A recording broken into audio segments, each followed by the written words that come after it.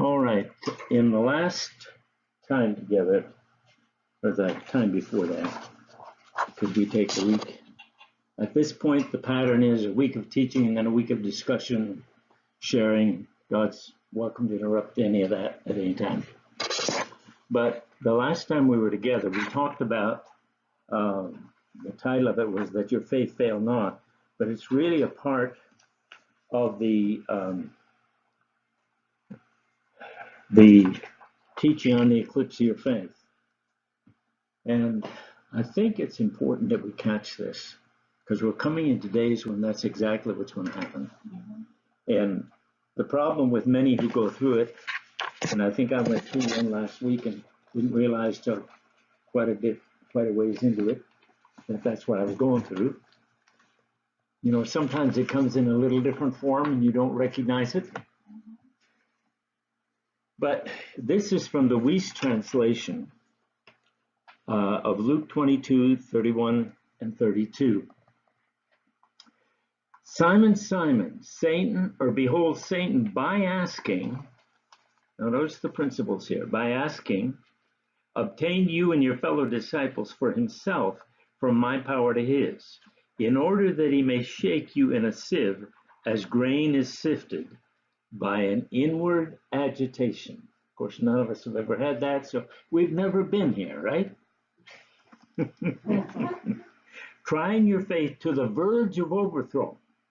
But I made petition concerning your faith, that your faith should not be totally eclipsed. This whole lesson is built on the eclipse. Now here in North America, we just had an eclipse, and so it's fairly fresh in our mind. But if we were at the very center of the path, what we're going to talk about tonight, we will have seen, or at least heard of, as we listen to the news. And as for you, when you have returned to your original position of faith, stabilize your brethren. Now that's a phenomenal prophetic word, isn't it? First of all, when you've returned, you're going to return to your original position of faith. When you have done so, stabilize your brethren. And we talked about the different phases in the eclipse itself. So I want to go now to some of the things that happen and their spiritual parallels in our life during the eclipse. And you can see the first one on YouTube and I think on my Dr. William J. Hurst site. Okay, so let's go and see what I believe God is wanting to show us. Now, the work done during the eclipse. Why does God send an eclipse of faith? Why does he allow it? Okay, first of all, remember that faith has light. Otherwise, you couldn't eclipse it. So when God speaks a word to you, he's speaking light into your being. But I can't see. He has spoken a word in your being. That's to be, thy word is a lamp unto my feet and a light unto my path. Okay? So the multiple reactions through the different kingdoms to eclipse. Of course, here we have a picture, and I want you to notice that in this eclipse, there's a certain portion where most of it, see this, the little line here in the center, or the little dot in the center, that's where the full eclipse is. Depending on where you're living in your spiritual life, when that eclipse goes through, depends on how much of the eclipse you get. And notice out here, they don't have any eclipse. God said this in Ecclesiastes 3:11. God has made everything beautiful in his time, and he's set the world in their hearts. So you can be going through an eclipse in one portion of your world, your internal world, and the other side, the other portion be totally fine. This confuses people who walk with God.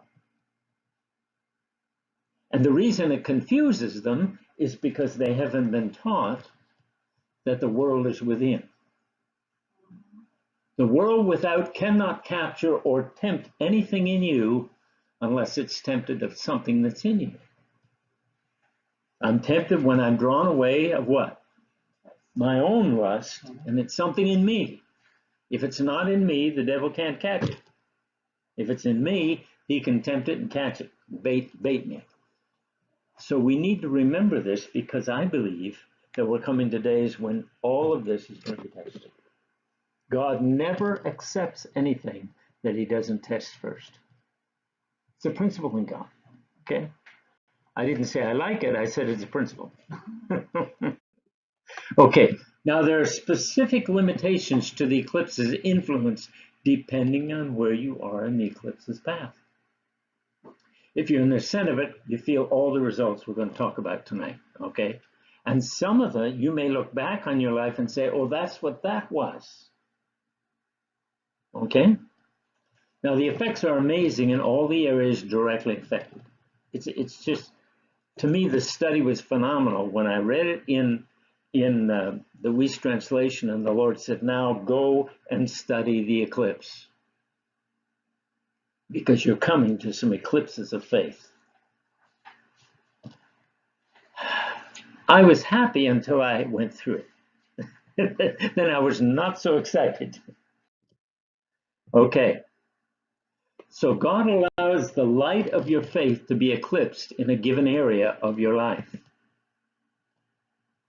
Here we are. Okay. We need to see this and understand it.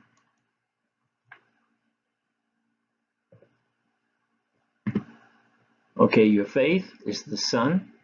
There's an inward agitation in the darkness. Is that emotions?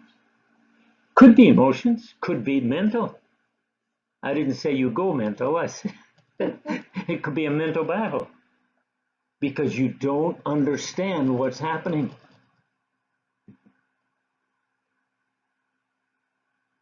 The earth is my life. And then we need to look at the full eclipse area. And we're going to basically only touch the full eclipse area.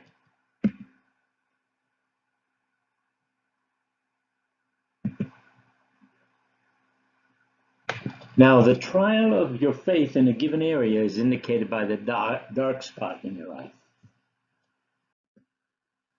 So here's the rationale. What effect does the eclipse have on, number one, the environment? Number two, the weather. Three, the animals and the birds. And knowing each of the above will help us understand some of the things that go on within us when our faith is being eclipsed. See, I am not concerned about what goes on out there, but I am concerned about what goes on in here, and that we understand what goes on in here. Because much of our struggle is because we don't understand. Romans 1:20 says, for the invisible things of him from the creation of the world are clearly seen, being understood by the things that are made, even to his eternal power and Godhead. So if I study the things that are made and ask God to show me, I will see what's going on inside and what's going on in my relationship with God and what's going on in the lives of others, if I understand these principles. And that's why a lot of my teaching is on the dealings and workings of God in the heart of a man. How God makes a man, how God deals with us to bring us to a place where we can stand in all adversity.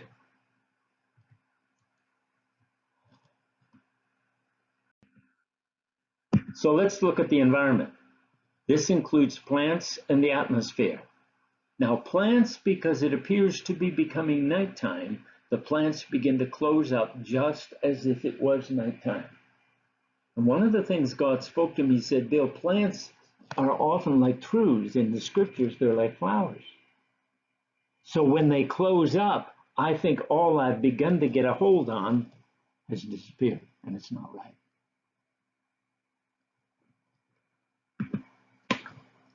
Spiritually, this could represent truths that have begun to blossom in our life. They've begun to take root. We've begun to be able to see them, but the seeing of them begins to dim. Ever had any time you've gone through questioning what really was going on and whether you really believed what you thought you believed? Could be going through an eclipse. They seem to close up in our lives or get smaller. Because they depend on the sun for warmth and the process of photosynthesis, they stop feeding our spirit.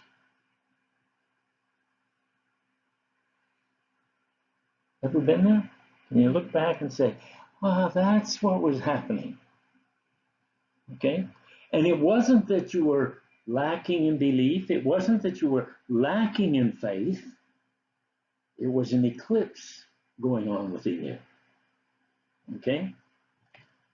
Or the truth that was being developed in you stops developing during the eclipse of your faith. Now, here's the problem.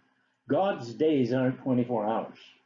Therefore, God's minutes, I think what was it, the longest in the path that it was dark was 5 minutes or so. Yet everything was changing around them. Nighttime conditions occur.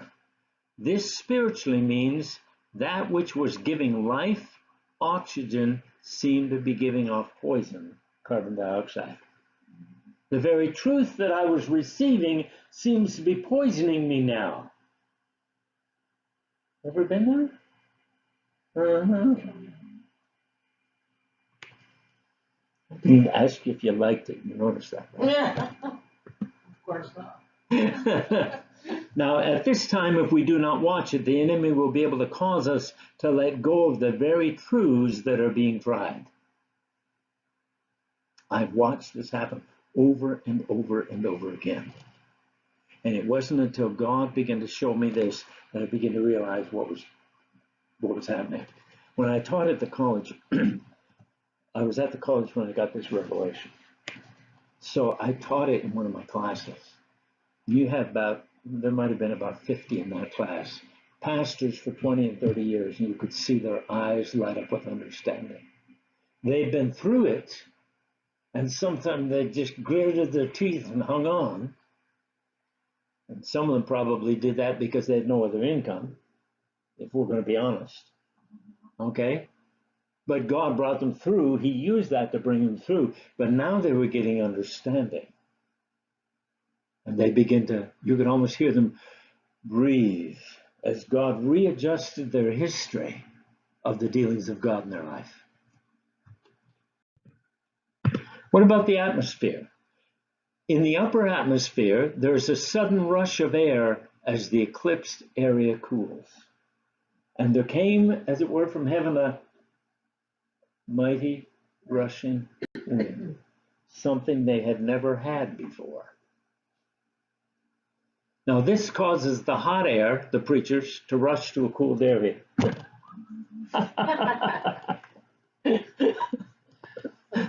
Okay, and this will be explained when we treat the weather, but it's very significant because the whole area under the eclipse, the main part of the eclipse cools off.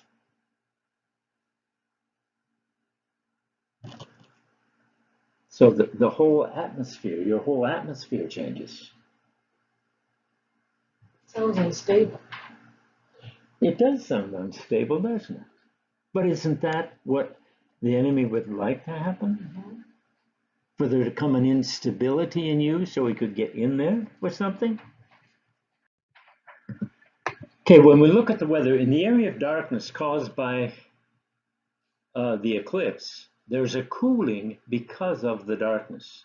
This causes all the warm air to rush into creating currents. So all the currents change that were happening. In other words, the air rushes in a different direction.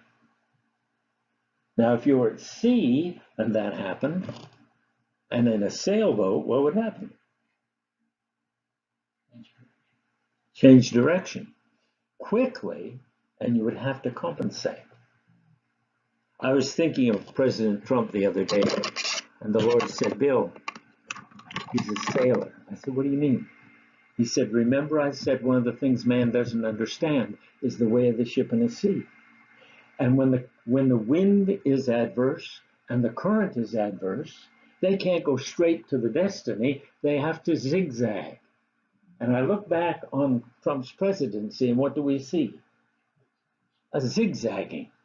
where he seems to be changing direction quite often. He is, but he's got a goal in mind. He knows how to He sail. didn't change the goal. That's what you mean. He didn't change the goal. He just has to go over here so he can get the ability to come over here. He'll eventually get to his goal. It takes longer when the wind is adverse.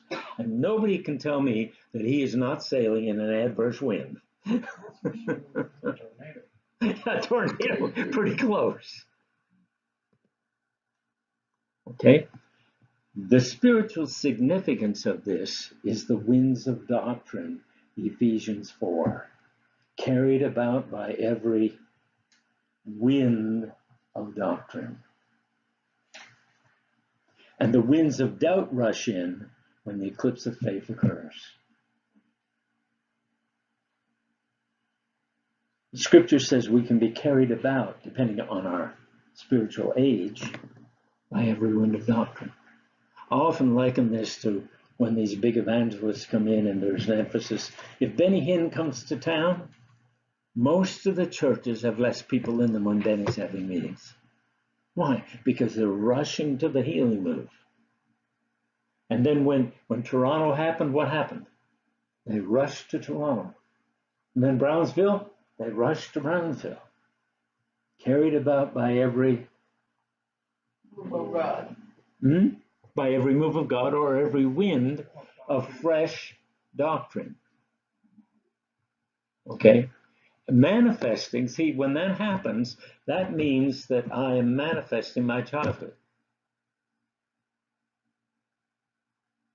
Because in Ephesians 4, it says the children are carried about by every wind of doctrine. I'll tell you, when I did this study on the growth indicators in the scripture, I found out I wasn't mature as I thought I was. Because you see, if you're going to study these things, you have to get honest with yourself. Otherwise, it's no good. You have no authority. See, and so when I studied it, and I thought I was getting pretty close to at least teenagehood, I began to see where I still could be swayed by certain winds of doctrine. Or I could be swayed by something else coming through and distracting me from the purpose and focus that God had given me. And see, But even that you weren't being distracted. Yeah, even that I was being distracted. No, Yeah. but sometimes we believe that that's not a distraction. Yeah. Oh, yeah. Yeah. Well, many of those who went to Toronto or Brownsville would say, oh, no, I wasn't distracted. I was just going where God was. Well, I mean, if we believe the scriptures, he's everywhere. See the difference?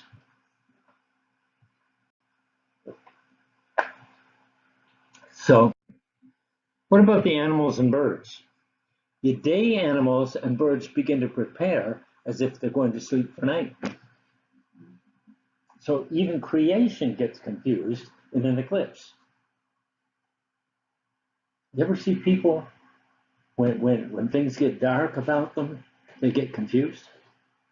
Especially if they've been going through the middle of a spiritual day. And this comes suddenly. It doesn't last long, but let me ask you this. Have any of you ever been in the hospital at night? What seems to be the longest part of the day? The night. The night. Why? Because I'm supposed to be sleeping, but I can't sleep. And so it seems like morning will never come.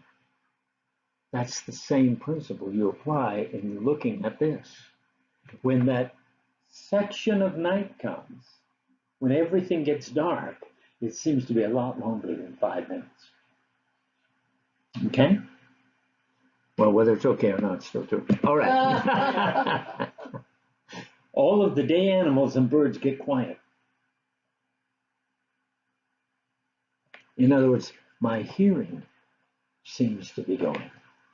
I can't hear God as well. Okay?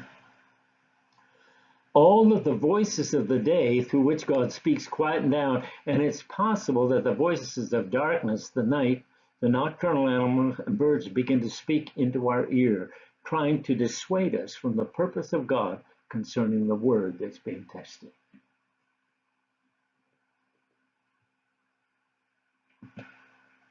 I've had people in this going through that became convinced that God did not want them to go or do what he said before he wanted them to do, and they changed the word of the Lord to them.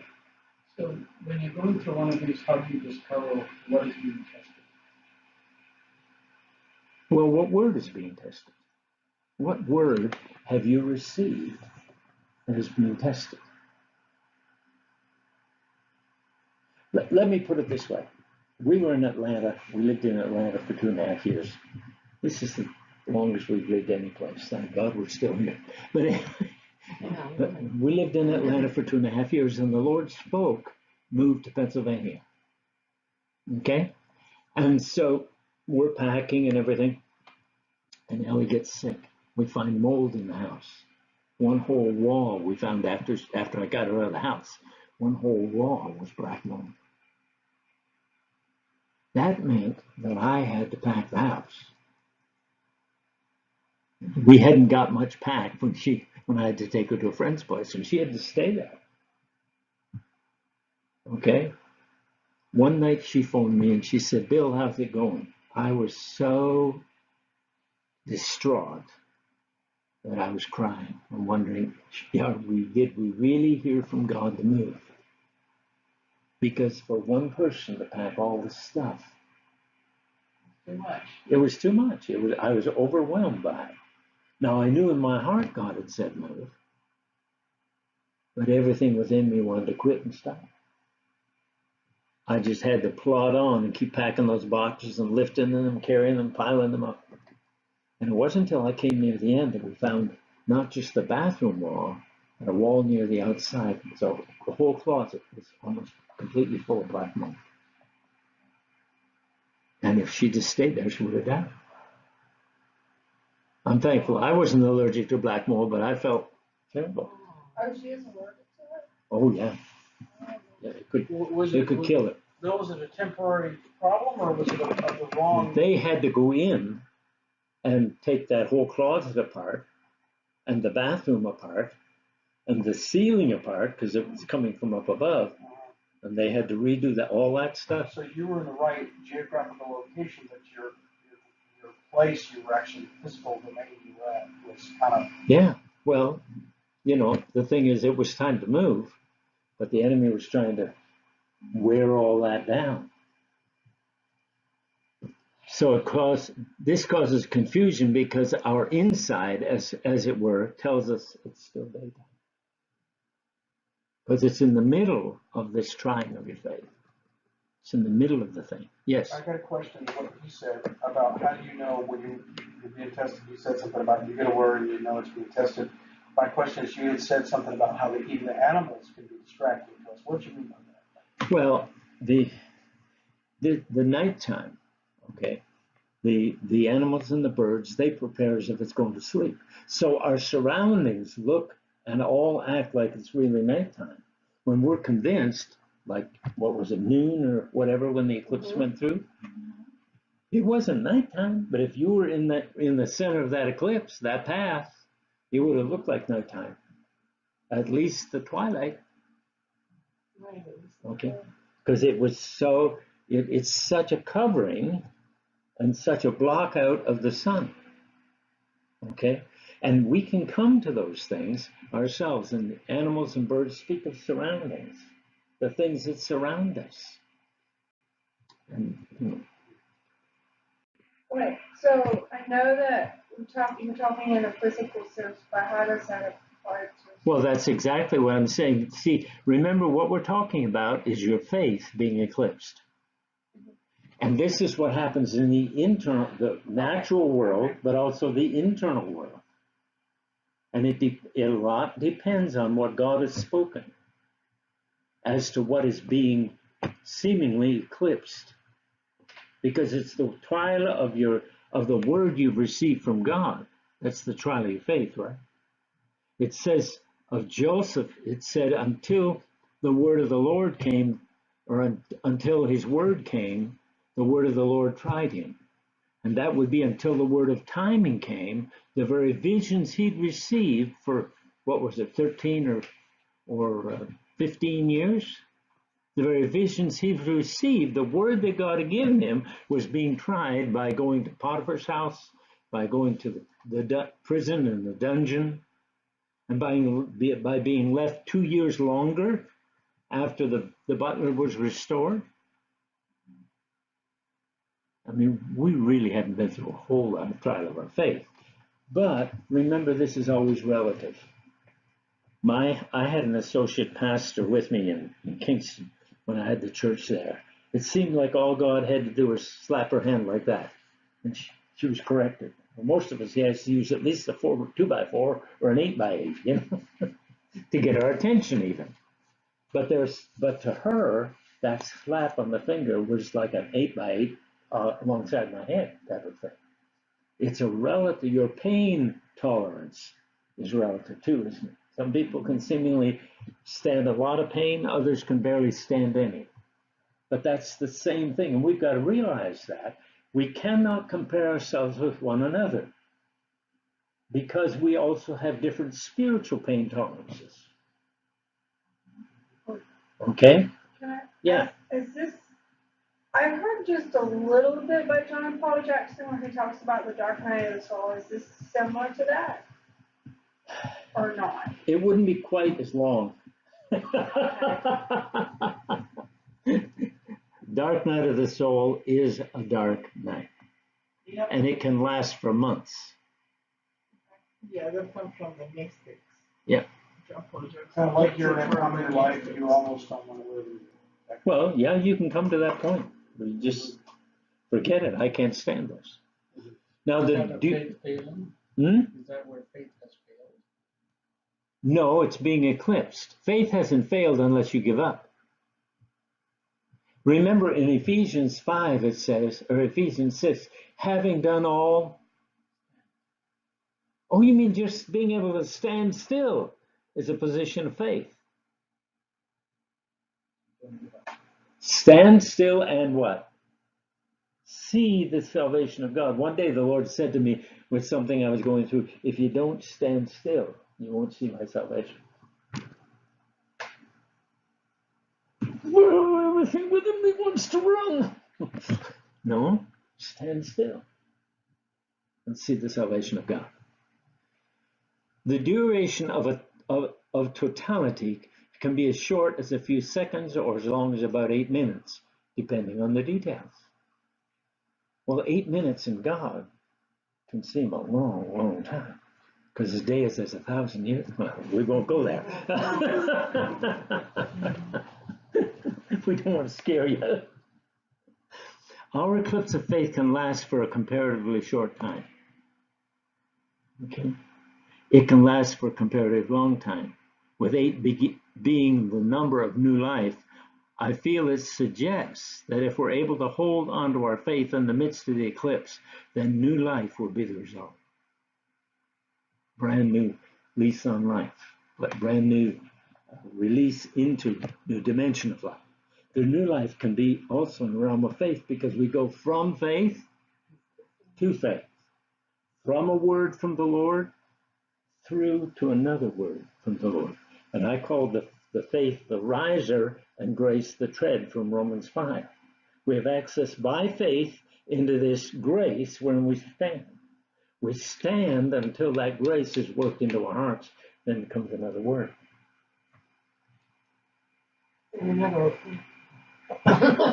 Not necessarily. There are more ways to try a heart than eclipses.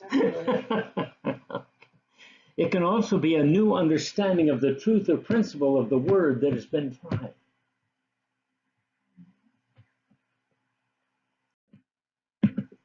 The nighttime of the eclipse, just before totality, waves of shadow rushing rapidly from horizon to horizon may be visible. In other words, those winds become visible. You begin to see things. One of the things called a shadow in Scripture is death. Remember, it's the valley of the shadow, not the reality. I'm working with a young man right now who is was brought up in a Christian home, and the discipline he received was not good. The parents acknowledge it now, but in his late 30s, early 40s, you know. And so he's fixated on death, not realizing it's only a shadow. Okay? Could it be that we feel like waves of death are coming over us? Job felt that way in Job 3 and 5, and in Job 10 and 21. And David said, yea, though I walk through the valley of the shadow of death, I'll fear no evil. By the way, he said, yea, though I walk through, not get stuck in. Even spiritually, when you're going through what seems to be a death, it's only a shadow of death. Okay? And don't be frightened by shadows. Could it be the shadow of his wings as he seemingly flies past or over us, seeming to leave us behind? You ever felt, I've been in some of these meetings where the presence of God is moving, nothing's happening with me or in me. What's wrong with me? I might be in an eclipse. Okay? Psalm 17 and 8 and Psalm 57 and 1. It seems like my life is flying past. Psalm 102, verse 11. God, if you don't hurry, don't you see I'm getting older? I said this to God the other day. See all these promises? There's not time enough anymore to get them filled.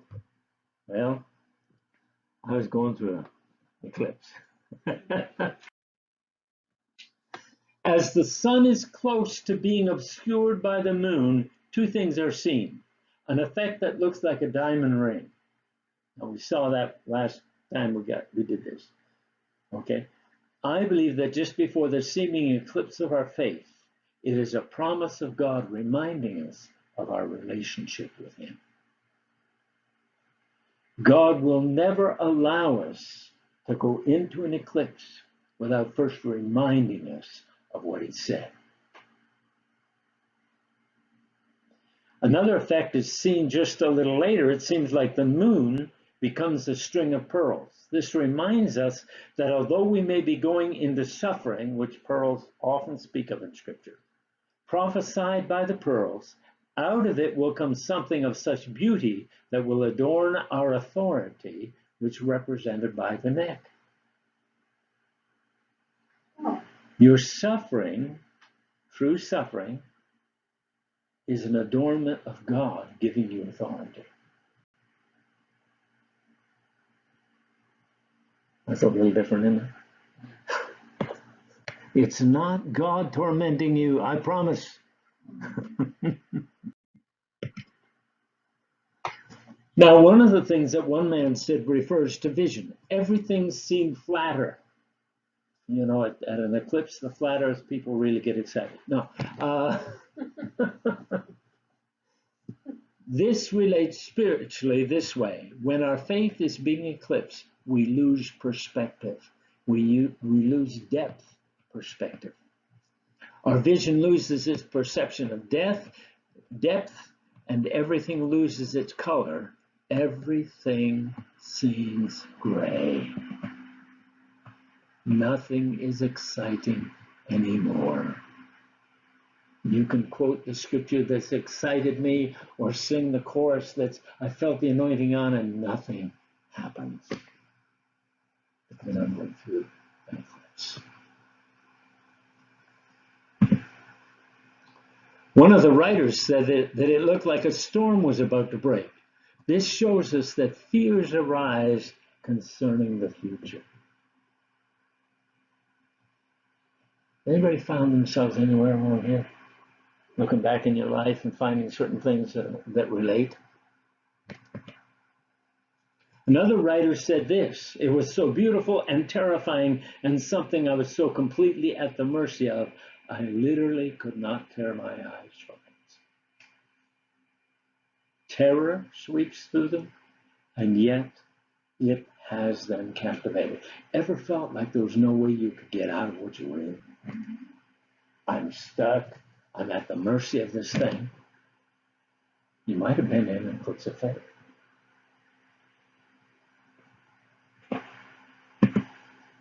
You see what I wanted to teach on this? Okay. There is a fear filling beauty in an eclipse of faith. By the way, you probably don't see the beauty till you're all the way through on the other side.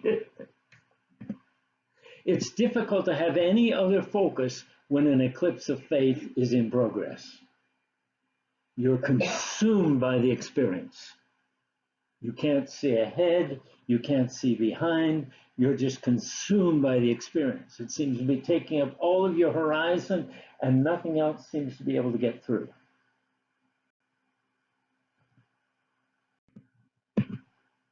Another said it this way: it felt oppressive, almost as if you could not breathe.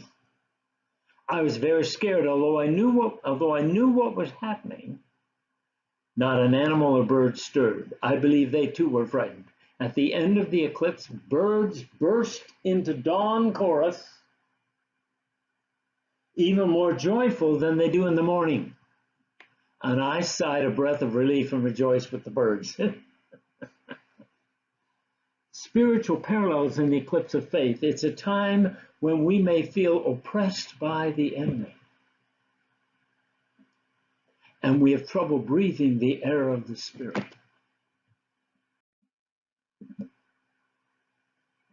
Fear arises even though we understand the word and what's happening.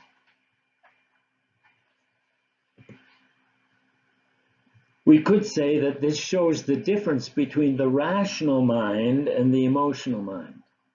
Usually in the eclipse of faith, the emotional mind overcomes the rational mind. The rational mind, knowing what is going on and can fully rationalize it and explain what's happening. The emotional mind kicks in, seemingly overriding the rational mind. And many people that I've watched go through this, and I knew didn't know this, but they didn't come and ask me what was going on, didn't come and ask for help. And I'm not allowed to interfere unless God says to. But they almost give up. Because the emotional mind overcomes the rational mind. And let me say this, being brought up in Pentecost, I saw a lot of the emotional mind. Okay? Because Pentecost is often built on emotion. And when I was growing up and I was looking beyond the Pentecostal church, of course, they called it looking back, I would go to the Baptist church or the Christian Missionary Alliance church, and there'd be a solid word. And I would anchor in the word in spite of what I was going through. See, our anchor is in what he said, not in what's going on.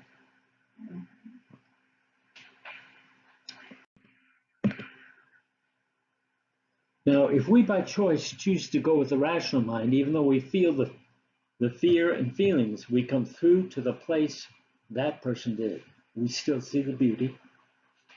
We feel the fear of those all around us. By the way, if you can walk through this steady, then others will gravitate to you. Because they're looking for something, especially those who are overcome by the emotional mind. They're looking for something solid. Stable. Unstable, yeah. And when you've returned to your original position of faith, stabilize your brethren. Therefore, when you go through an eclipse of your faith, the reason God allows you to go through is so you can come to a stability that will help others. Okay? You can feel the oppression. You may even have trouble breathing the ratified air of the Spirit while going through this. That place is a place of worship. Coming all the way through the spiritual eclipse of our faith brings great joy and rejoicing. Now, recent discussion, and this was just after an eclipse had happened. It wasn't in our part of the country, but it had happened. And so I was looking online to see a number of things. This was back in the day when online was quite a job to get on. back in the early 90s. Recent discussions on mailing lists talk of birds seemingly stunned and confused by the eclipse. Will they be easy victims to predators, or will the predators be still and overwhelmed also? Okay, we don't know. When we're in that position, we do not know. We are not, unless we hang on to what God has said regardless. Okay? We're not sure. There is a danger or possibility during the eclipse of faith that those things that prey upon the child of God will endeavor to take advantage of the situation and try to take them out. That's why we've got to watch. Those of us who've been through some things, when we see these younger ones, we need to say, God, give me the word that will help stabilize them. Or let them hang on to us while they're going through it. And sometimes that's literally what they have to do.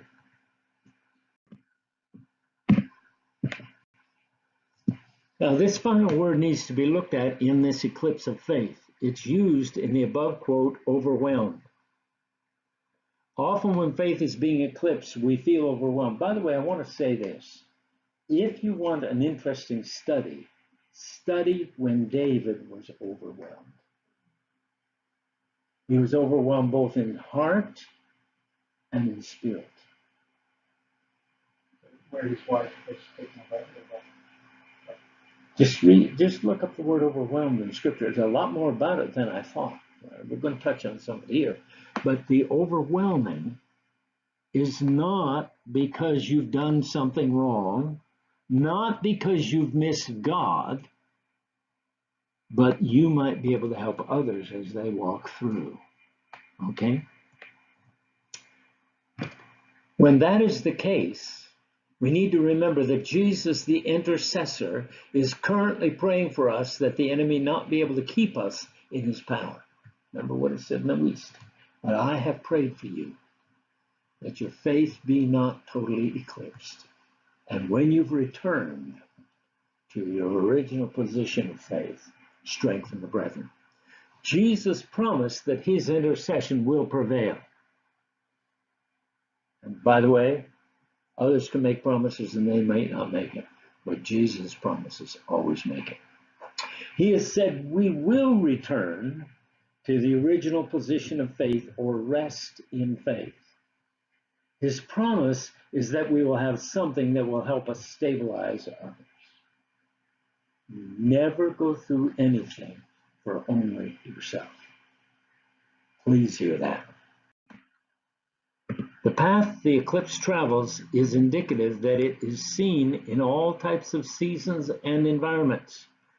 We can have eclipses of faith in any season of our spiritual experience. Now remember this, a year of growth in God has 4 seasons. Okay? And some people think they're backsliding when they hit winter. That's not the case.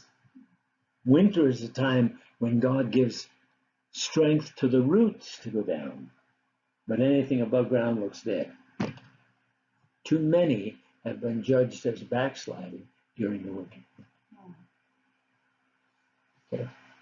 So when I see someone who seems to have nothing from the ground up, I say, God, where are they? Are they in a winter? Because all our deciduous trees, what happens? They lose all their leaves. And when I lived in Christian community, it was also in a logging area. And they would go in the summer and mark the trees to be cut in the winter. Because in the summer, you see what's dying and you can cut it in the wintertime.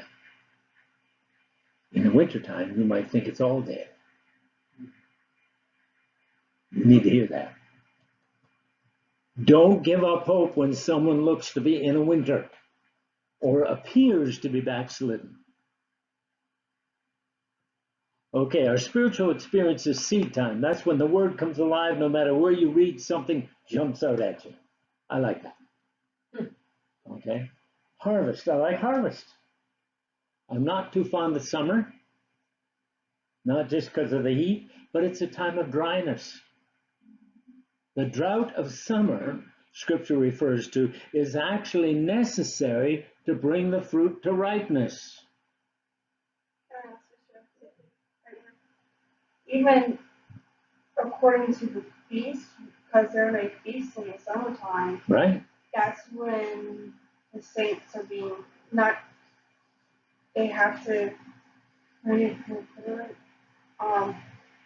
They have to use what they learned in the year that in the other times of the year they have to put those things to test, not just to test, but to like stand like confirm standing on, but also like speaking forth in the things that you're supposed to go forth into. Right. Wow. Yeah. I needed to hear that. And for then, myself of course, again. the winter is when your roots find fresh food and fresh water. Okay?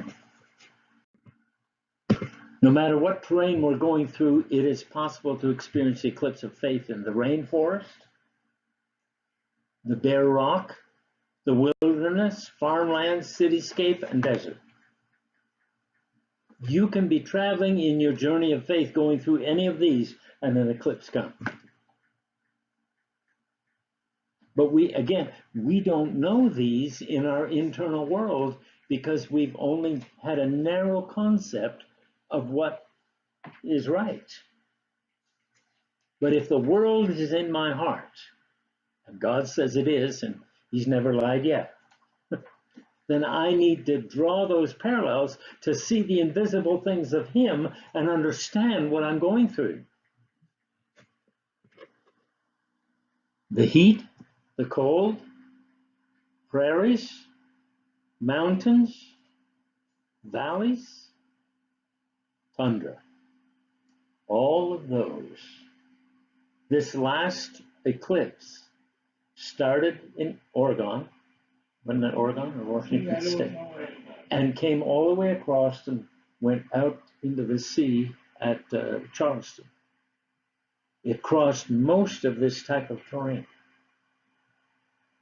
And the folks living there were going through the eclipse. It's not where you're living, it's what God is doing.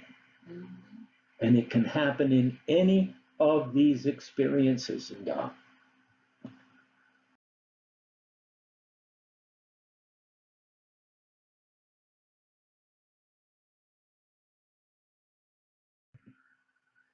So let's look at the summary of the principles. God has a set time in our lives, times of eclipses. In 7 years from the last eclipse, there's going to be another eclipse that goes from the south to the north. I think it comes in California and it goes out in Maine. And that will have made an X in 7 years across the United States. Wow. I'm not sure what that's prophetic of, but we'll find out when we get a little closer, I think. 2023, 2024. It was in 7 years from last year, so 7, 14, 24. It's God's heart and purpose to increase our faith. Okay? And this is done by speaking life and light through a word into our being. And we get so excited when we hear the word, don't we? Yeah. Wait for it. Wait for it. Yeah, The trial manifests our fears and places that need God's work done. We need to hear that. This eclipse, in one sense, is the light of God in our life to show up attitudes that we might not see any other way. Okay. Well, it's okay. That's So, here's the question. What will be our response to the eclipse of our faith? Only you can answer that. And sometimes you only know during the eclipse. Because things are show up that you didn't even know were inside. Don't let the enemy condemn you for that. I was brought up under the hellfire and brimstone for a while. And all they knew how to do was to condemn you for what you were doing wrong.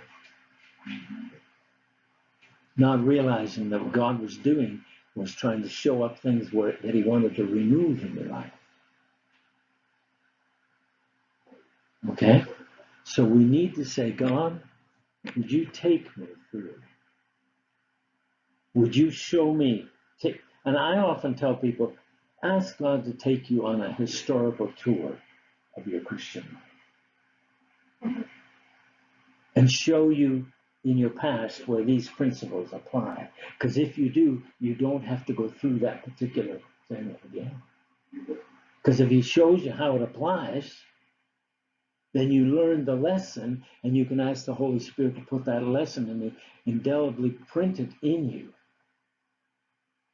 And when that happens, you don't have to go through it again, because the impartation that should have come with that experience back there that you didn't understand, the impartation comes when he speaks to you of where you've been through this. So hopefully this will help us get ready for what's coming. Very good. So, and not be overrun by fear. See, we were preached, of course, they read the book of Revelation, they preach all the negatives, right? But God's a God of balance. How many positives did they preach? The only positive they tried to preach is we'll be out of here and in heaven. But then we would miss the trial of our faith. And he said to the Laodiceans, I counsel thee to buy of me what? Gold. What type of gold? Tried in the fire. One day I was asking him why the woman in Revelation 17 and 18 wore gold. He said, but it hasn't been tried in the fire. The trial of your faith being much more precious than gold. So when God is allowing these things to come over us, I didn't say he orders them. They're part of the rain, things that happen in the earth. And they happen in here until God has renovated this world by fire.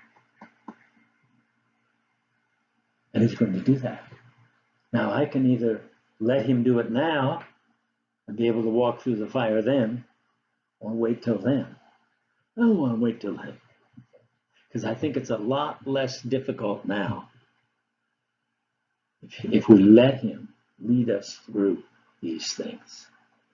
The very fact that he was saying that to the Laodiceans means it's possible to have gold tried in the fire now before he comes. So that's my goal. I want to be tried in the fire, yes. I want it now, not later. I don't want it in the sweet by and by when I might not be able to get out of it or get through it. I want it now so I can walk through and we can walk through together. Because walking through together and carrying the load as a body makes it easier to carry the load. So, what will be our response? And I encourage you to say, Lord, have I been through this? Take me on a tour. Where I didn't understand, give me the understanding. And with the understanding will come whatever should have been cleansed in that point and whatever positive should have been put in at that point. And I don't have to go through it again. I don't want to go through it. So while we go through this eclipse of the faith in whatever area, do we hear God in that area, or do we just stand on what we heard last? In Revelation, there's a very ugly scripture. It says, and there was silence in heaven for about the space of half an hour. Yeah. And I've tried to figure out how long God's half hour is. I'm not too excited about figuring that out. But I said, Lord, if we live by every word that proceeds from the mouth of God, which Scripture is very clear about, and you're not talking, what do we live by? He said, the word you heard before I went silent. Yeah. That's why it's so important to hear God and know that you're hearing God. I cannot have my faith tried until I've had a word first, can I? Are these the words that you receive as saying, this is God speaking to me? Are they prophetic words, or what is it? All of the above. All of the above.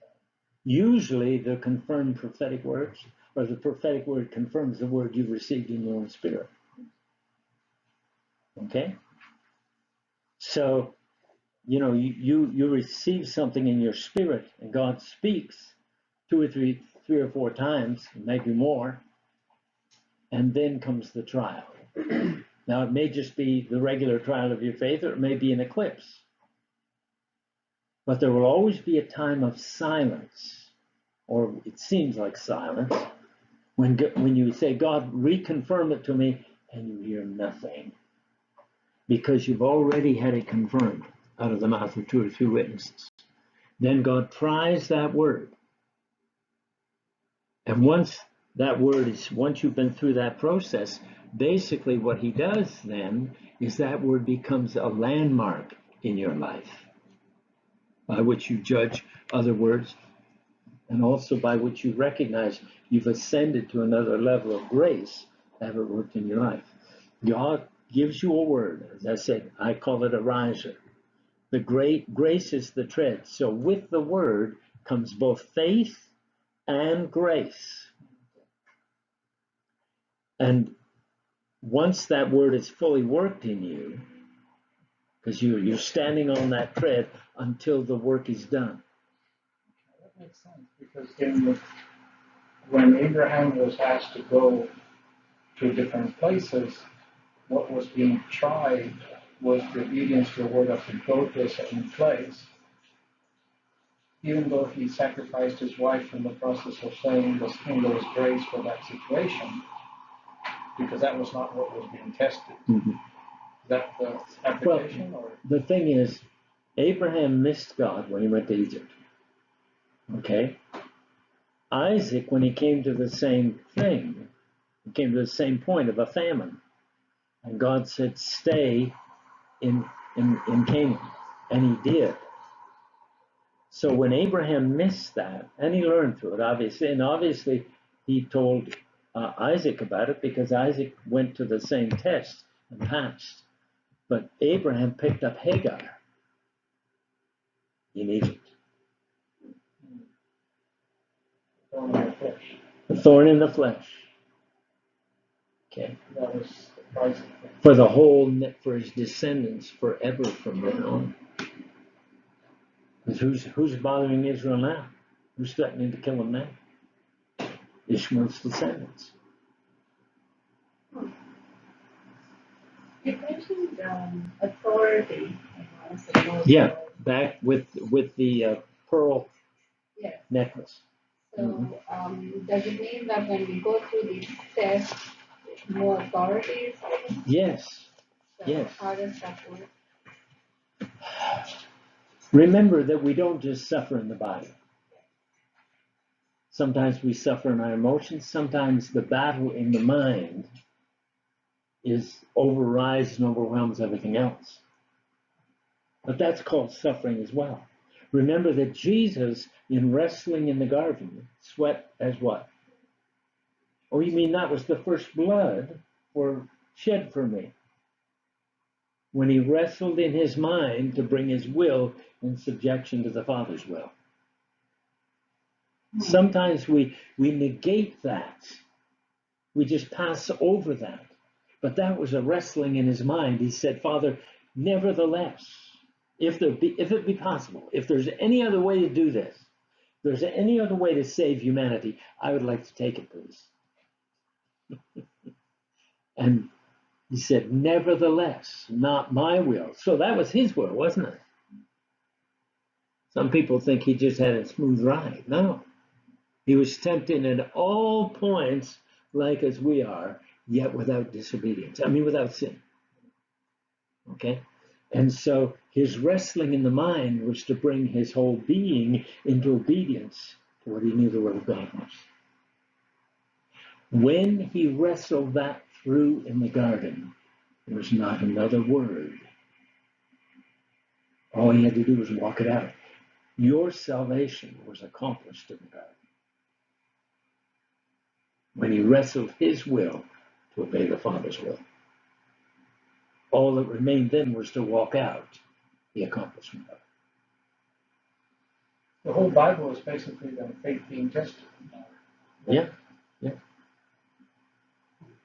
I was just remembering one of John Paul Jackson's thing where he said something similar where when you go through a trial, it's sort of like a balance, and you get more anointing on one side because of what you went through on the other side. Is there something Well, that because you went through a particular thing, you get some sort of an anointing because when I was in India, I was looking, I mean, that was an experience and a half. I went over by myself. No one. I was an experience and a half. But on my way home, I wanted to buy something from India because I had reserved out some money from all I took over for me to be able to bring some stuff home for the children. And I got one of these balance beams. Okay? And usually what you do with a balance beam, and the order is important, is you put whatever you're buying in one tray. Then you put the balancing thing later. Are you hearing me? Okay. The first thing is what usually the negative, the thing you want to buy. I counsel thee to buy of me gold. What type of gold? Tried in the fire. Okay. This is the vessel he tries it in. Okay. But God begins to balance it out so that you understand suffering after. Because you're saying, God, oh God, I need more authority. God says, goody. Something just came to my mind when you asked that question, because I was thinking, I went down 2 or 3 different lines of thought in my mind, for whatever reason. Not saying it's God, okay, so this is not God speaking here, Well, the first thing I thought is, like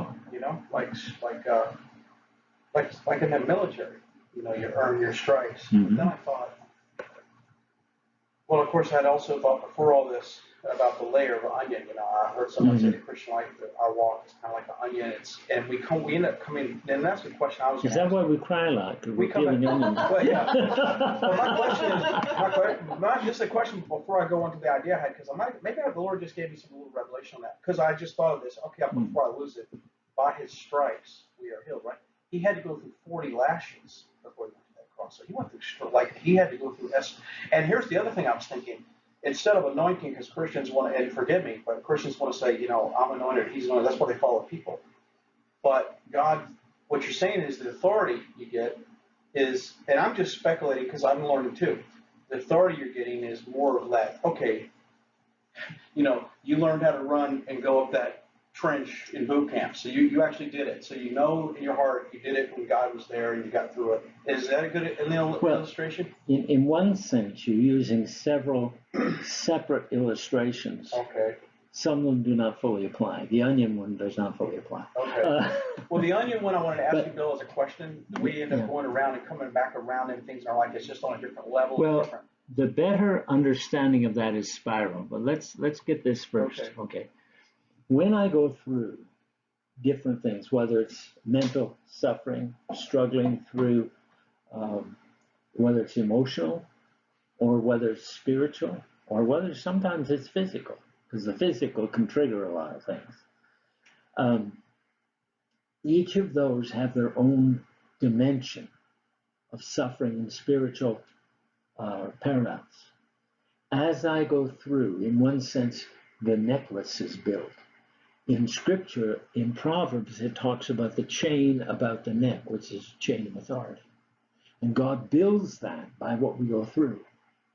And so if we will let him take us through those things, there is an authority. We comfort others how? By the comfort wherewith we've been comforted of God. I have no authority to comfort others if I'm not willing to go through things myself. See, and there's so much in just that simple principle. But if I let God take me through, there are people who go through things and don't learn anything. And so they go through them again and again and again. And what T.D. Jakes says, God keeps us in the beginning stage until we learn the lesson. And so we keep going. That is going around the mountain. And God said to Israel, you've compassed this mountain long enough. Okay? What else? I think we've both been studying each other and how we operate in the prophetic. They're very different. Yeah. And what we realized is there are things that he went through, and which is very different from what I went through before we got married. So there are certain things that he can pick up, that he can say, oh, because he went through it, he can, in the prophetic, he can identify it. Right. Whereas since mine's different, I can pick up things that he's never gone through. So is there a thing where, okay, since I've not gone through that, is there some kind of an authority principle that I cannot comfort? Or? No, it's not. Like, Ellie is a seer, or being raised up by God to be a seer. I believe a true seer sees all the time. It's totally open heaven. Nothing can hide unless God hides it. And those are scary people. Anyway, but I have my depth and my authority is in the Word. Okay. When God brings two together, they complement one another. Because God, first of all, we have a destiny we can reach individually. Otherwise, you couldn't go to judgment. Because if it depended on Ellie for me to reach a place, or me for Ellie to reach a place, then it wouldn't be the point of the man wants to die after that, the judgment, in the sense that is singular for the individual. But there's also a destiny when God brings couples together, that couple can go up to a higher place. I call that gravy. Extra. And so when we come together and we learn one of another, because in the prophetic it's very clear, let one prophesy, let another judge. You may all prophesy that all may learn.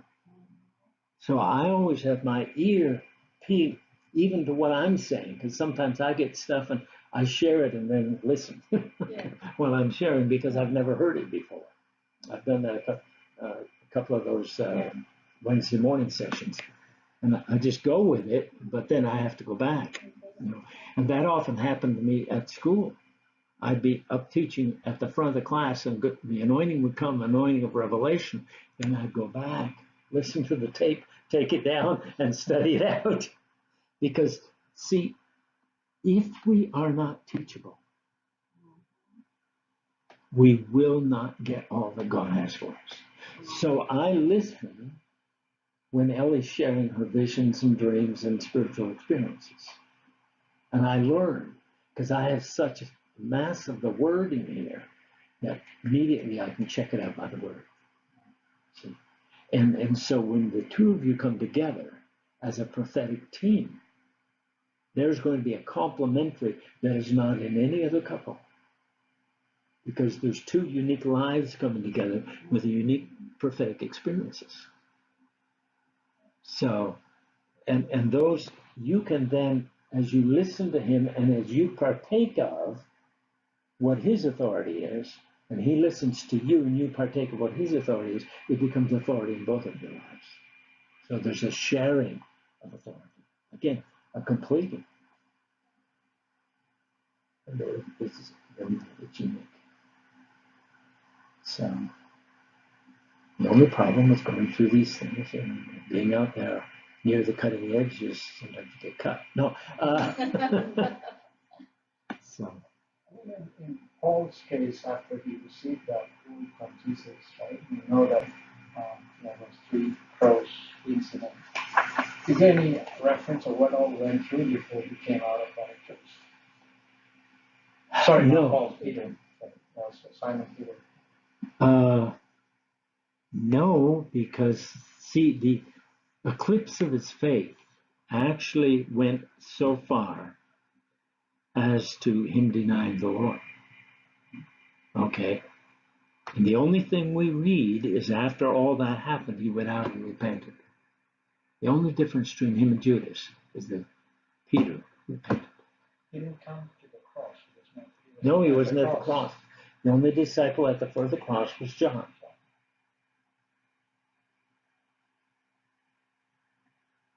And he repented, and then when Jesus came back, there's the encounter. Yeah. So it feels like it was a short break. It was at least a few days. So It was at least, I would say, probably a week or a little more. So what's the significance of when you go through this eclipse, that Jesus-like declaration that I pray when you go through this, when he would have recognized that he's going through an eclipse. You have all the knowledge that we have now, but there's a figure that is praying. But remember, the rational mind in the eclipse was overcome by the emotional mind. Yeah. So and it seems like nothing else. It takes your whole attention, even though like this lady said, I knew what was happening, and yet all these fears arose within me, even though my mind said it's only an eclipse. And that's just a natural person, scientist watching an eclipse. Remember, the emotions are tremendously strong, and they can short circuit the rational mind. With this knowledge and In certain cases, that's good. Yeah. There are times when that's good. Yeah. It can work both ways. Because I was always a person very capable to elaborate too much. So sometimes my emotions coming, was a good thing. Because otherwise I would get too rational or too natural. Right. Which, to give it natural explanation to supernatural phenomena, is not necessarily the right way to go. No, it's not the right way to go. See, some of this we can explain in words, but that's why I say, and I think you guys have been around long enough that you've probably been through 1 or 2 or 3 of these, okay? But when you ask the Lord to take you back through in your walk through your history, then you can begin to see all the dynamics and see what has worked in you. Let me rephrase the question in a different way. Okay. What I'm getting at is, Jesus says, strengthen up when you come out of it, strengthen others. Jesus is a type of figure who's been through that eclipse. Mm-hmm. There was somebody praying that I pray that you're straight, that your faith doesn't fail you as you go through this. So for these eclipses that we start to recognize, who's praying for us that those eclipses? Jesus is praying for us, number one, for sure. Or is it an overcomer in that dimension?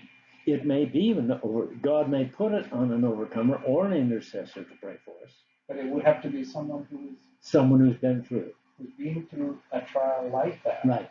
Because if we're talking about a corporate rise, right, then we need to identify those kinds of people who would pray and intercede, because the prayer of someone who hasn't overcome in that dimension or hasn't been tested is not effective compared to somebody else's. It's not as effective. Is that the principle of what you cannot give of what you don't have? Yeah. Right. Such as I have, give I unto you. Yeah. See, the reason I can share this is because of the number of eclipses in my 100 years of living. But Bill, if someone gets direct revelation on it, they haven't been through it themselves, they can pray into that, and technologies that. They can pray, but they can also know that God will bring them to some type of experience of an eclipse in them. Okay? Because it's that eclipse that gives the authority. You've heard people preach from word from the scriptures, and it just doesn't ring. They're using the scriptures. They seem to have, if I could put it this way, rational thought. It seems to be a rational line of thinking. And yet, well, I know what he's saying, and I know there's scripture there, but why isn't it ringing true? It may even be absolute truth, but if he hasn't experienced it, there's no substance that flows out of his spirit. There's no power. Excuse me, like when Don Potter in the prophetic conference, Right. he was talking about facing the wall and Mhm. how God will break people that, from these last times as an anointing. Right. That I was in tears listening to him. It was just something about the way he was speaking and the way Yeah. I just exactly what you're saying. Yeah, there was an authority when Don Yes. shared, and when he shared the other time he was here, when he shared about the instrument, that instrument that was made for, made for him. That was just For me, that's a powerful the gem authority. of the conference. Yeah, Oh, that's yeah. right. There Yeah. was a shift there. Yeah, there was. See, because he was speaking out of experience, out of an eclipse of faith, out of an experience that he had. You know, he said, I don't need another guitar. Probably has quite a few of them. But God said, we need one that's made for specifically for you, not one that you have to adjust that somebody else has made. See? And that's what God does with us. He makes our circumstances specifically for what he's designed us to become. I'm still just trying to understand the notion of eclipse. It's like, because you brought up the dark night of the soul, Right. and I have identified in my life more dark nights than what I understand you're saying as is an eclipse. It's like it looks like the eclipse that you're talking about is shorter. Yes, it is. It is. And I went through long dark nights more than once. I tell people the problem with God is that his days are not chronological. They're not 24-hour days. So It's I don't know where however. it was. It was a dark night. It was a long time in my life, and several. And those would be dark nights of the soul. Todd Bentley, when he was in Lakeland, the night before all the ministry came together and put their hands on him, he preached on the dark night of the soul. We were at home, and I have about 80 of the things from Lakeland, 80 CDs or DVDs. It was tremendous to watch. One of our friends got healed of a heart condition. There had been mold in his heart, inside. And it was pretty serious. And so, but anyway, Todd preached on that. And the Lord said to me, Bill, he thinks he's been all the way through it. He's not all the way through it yet. And then the week after they laid hands on him, everything broke loose. And that coming through that was the finish of his dark night. When he came through that, and Rick helped him. But that was 3 or 4 years. Dark night. Oh, I'm told, yeah. Yeah. And but the Or day, longer could be. a day in God is however long it takes to do the work of, I call it the creation days. However long that takes is a day. A week in God is a full 7-day working. And again, those days done. A month, of course, is a full lunar. See, but when you translate these into spiritual terms and spiritual experiences, I'm 71, but in God, I might not even be 20 yet. So because of the experience where he wants me to be in maturity. And so, as difficult as it is for us to wrestle between the time elements and the full release elements, I've not been fully released into what God's told me to do yet. You know, like I said the other day, I said, God, I'm not getting any younger. Oh, well. And he knows that better than you. Yeah, but after I said that, you know what he said? Right. He reminded me that Abraham lived to 147 and Adam lived to 900 and something. You know, he said, I can extend your life. And still able to walk. Of course, you can raise the dead, so. I know this is a very odd question, but how old was Elijah when he was caught up? We're not told. Oh, It's that simple. We're not told how old he was when he appeared in Ahab's court. We're not told how old he was when he, okay. you know, some of these things God doesn't tell us because we would say this is how long it takes to come into the spirit and power of Elijah. So, yeah, there's some things he doesn't let us know. And I believe on purpose, so we won't try and box him in. Hmm? No doubt that it's on purpose. Mm-hmm. Well, yeah, at Bethel they teach you that he keeps mysteries for us, Mm-hmm. but we believe that he keeps mysteries from us, like. Yep. Yep. But it's for us to actually trust Right. also. God is always for us. There you go. He is never against us unless we set ourselves against him. We draw that fire, as it were. That was beautiful. That's the message of